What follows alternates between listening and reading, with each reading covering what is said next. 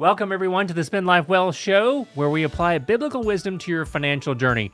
I'm certified Kingdom Advisor Mark Trice, and as always, joined in the studio by my fellow financial professional, Jesse Hamilton. Hey, Mark, how are you? I'm doing well, Jesse, and I'm looking forward to retirement, aren't you? Well, maybe you got a little ways to go, I guess. I guess a little So while. do I. I got a long ways to go, too.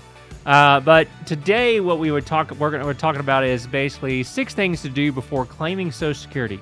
Yes, there's a big Now, checklist here. There is, and you're getting ready to retire, or you're approaching that age where you've heard that maybe you're supposed to file for Social Security, and there's a lot of gotchas there with that. But there's 6 things you can do to prepare for that moment.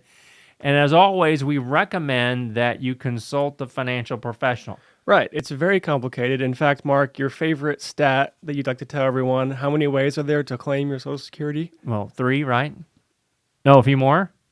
Over 20,000? There's over 20,000. That's right. 20,000, 22,000 different ways. If you're a married couple, Right. or you've been married before for at least 10 years, there's actually over 22,000 different ways to draw your Social Security. Now, which one's the right one, Jesse? Well, it depends. And that's the common response. I threw that out there because when I ask that to a crowd, they oftentimes will say, well, 3. And then somebody who thinks they're really just Going for it, and they're going to show how smart they are, they say 10. Yeah. And then I lay the hammer down. It's like, well, you're not even close. It's 22,000 different ways to draw your Social Security benefits. But first, if you're listening to this and you are about to claim Social Security, Stop. you're probably about What? to retire. Yeah, that's true. I was saying stop, get some help. Oh, get some and do help? it. Yeah, I wasn't telling you stop. Oh, I thought I was about to say something you didn't like. No, we don't do that. We speak freely here in the podcast studio. So no, you want to stop and make sure you're doing the right scenario, which will do 3 things. 1, to maximize your lifetime benefits. Yes. That's so important. And then 2, you want to make sure that you're getting the most monthly income.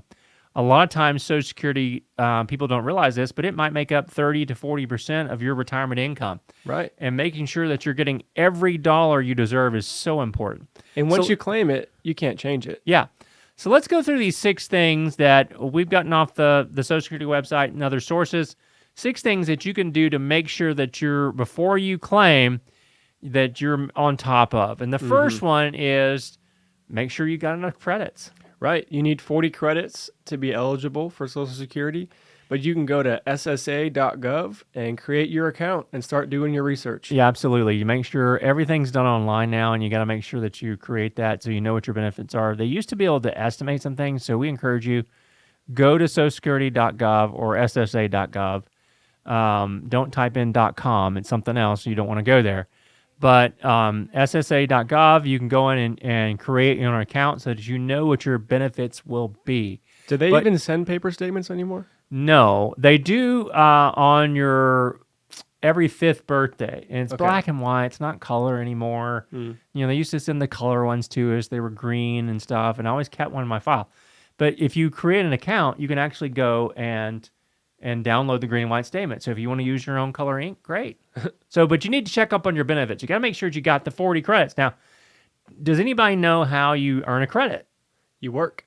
You work, and if you earn at least $1,500 in a quarter, then you can earn a credit. Okay. All right. So, you got to work a little bit, so maybe part-time. part-time earners can still get credits. So a lot of people, maybe they're short and they're asking, should I work another year or so? And it's like, well, hey, you're 2 credits short, so you need to work another 2 quarters.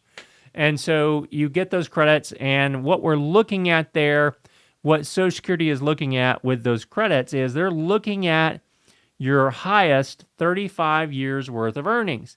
And from that, using their calculations that they use, and by the way, Social Security has for itself 7 different ways that they can calculate your benefits. So just because you calculate it one way doesn't mean that's what it's going to be. It'll be close. But they use that data to factor in what your monthly benefit would be. Now, some people will ask us sometimes, hey, I didn't work a year. I don't have 35 credits. What happens then?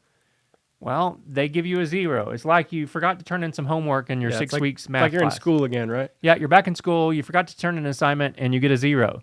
So that affects the average. So working does help your benefits over time. What's number 2 on the checklist for Social Security? So you always want to check up on your spousal benefits. So even if you were married for maybe a shorter amount of time or you're not married anymore, you should look at it. And of course, if you're still married, you should definitely look at it. Right, because oftentimes spouses may be eligible for a spousal benefit, but generally the rule is, Jesse, that if your benefit as a spouse is less than 50% of your other spouse's benefit, you might be entitled to a spousal benefit. Now, let's clear up some confusion here, because a lot of people think that they're getting their own benefit plus a spousal benefit. Doesn't quite work that way. You're entitled up to 50% of the higher earner's benefit if and only if your benefit is less than half of theirs. But if you claim on an ex-spouse, you're not taking their benefit.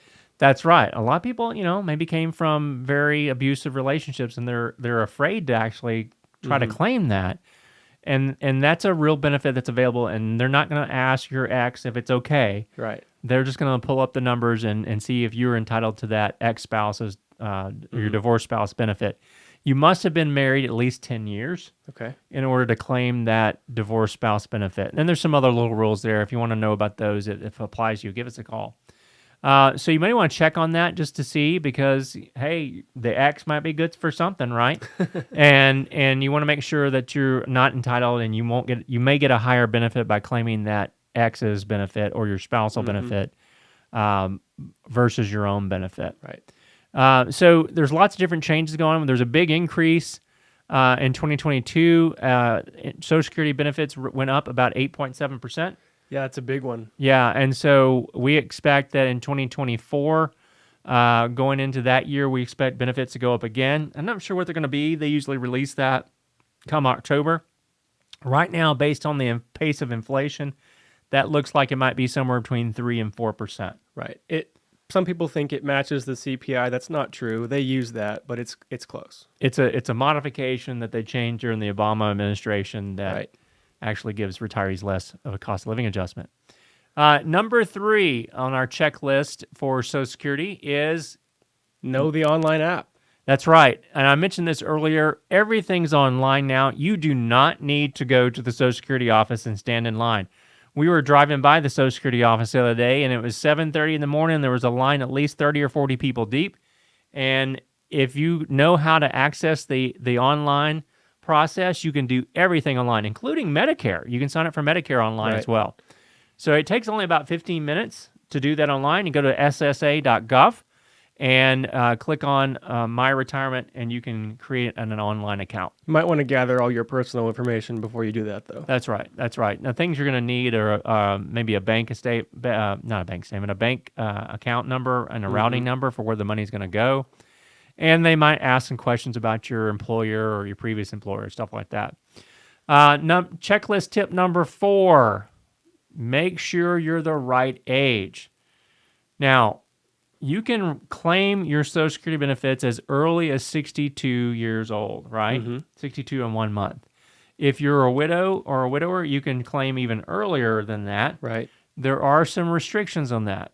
Most people that are listening to this podcast, your full retirement age, and that's so important, okay, so important to understand the full retirement age. Is FRA for inside lingo. Yeah, FRA. Between 66 and 67. That's where most people that are listening to this podcast, your full retirement age between 66 and 67.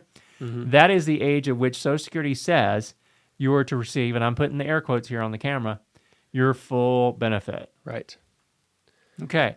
So you want to know what's the best age to draw, and it depends if you're working, what's your health situation, are you married, or could you draw off an ex?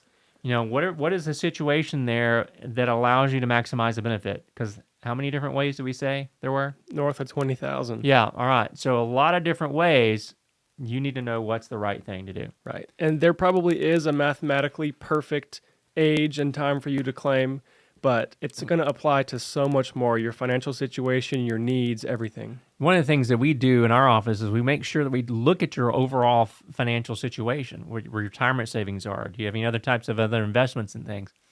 And that will allow us to develop a strategy to optimize that Social Security and get you every dollar that you deserve. But so many people just assume that I'm going to take it at a certain age, maybe 62, because I want to make sure I get my money out. And that oftentimes is not the right thing for people to do. Mm-hmm. Okay, so make sure that you're working with someone to figure out what's the best age and optimal time for you to draw. What about tip number 5, Jesse? So tip number 5 is know that you're ready to stop work. And I know, Mark, you have some great feedback for people. When they ask you this question, they say, you ask them, why are you retiring? And they think, well, it's time. And why is it time? 65. For some reason, 65 has been ingrained in the minds of the American culture that that's the age to retire. Right. We talk about this program's about biblical wisdom. Jesse, there's nothing in the Bible that says we should retire at 65. Nope, there's not. In fact, there's almost nothing in the whole Bible about retirement as an idea. Yeah, exactly. In fact, there was something, was it in Genesis talking about the Levitical priests, or was it in Numbers? I can't remember what it was. One of those books. It doesn't apply. We're not biblical scholars. But we do know that there's only one place in the entire Bible where it talks about retirement. It's a mandatory retirement for the Levitical priests. Right. And not you and I.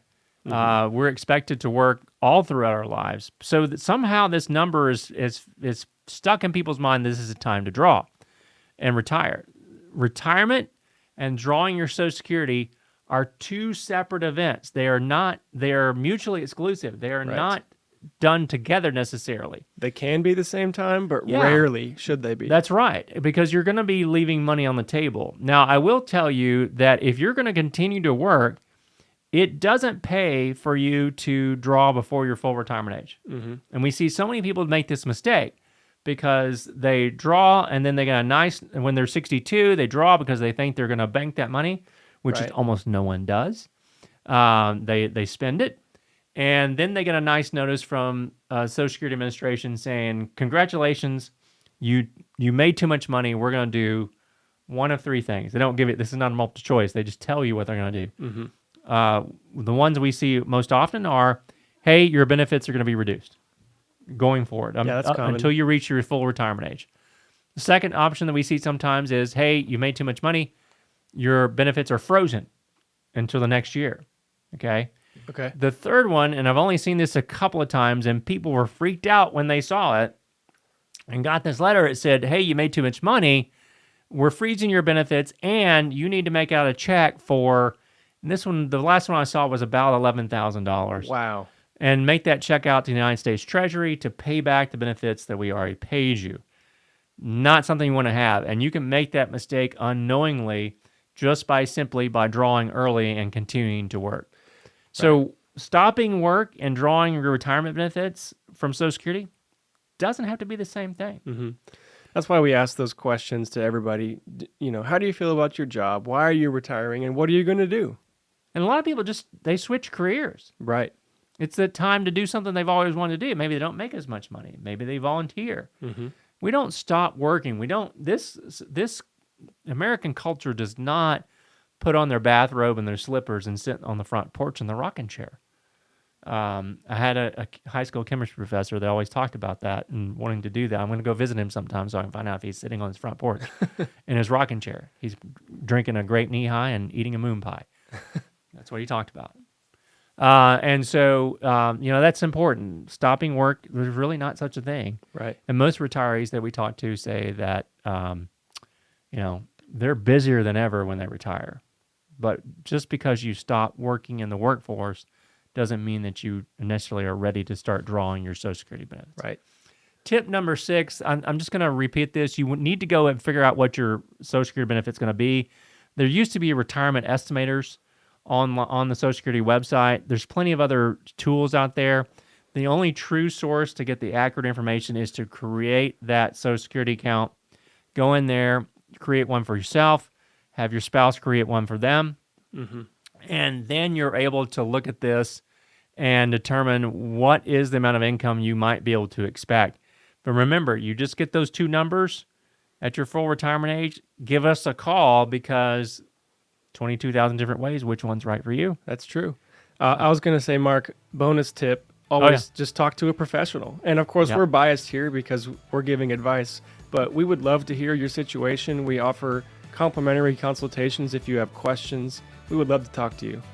And maximizing your Social Security is fun because means you got more income coming into your household. That's true.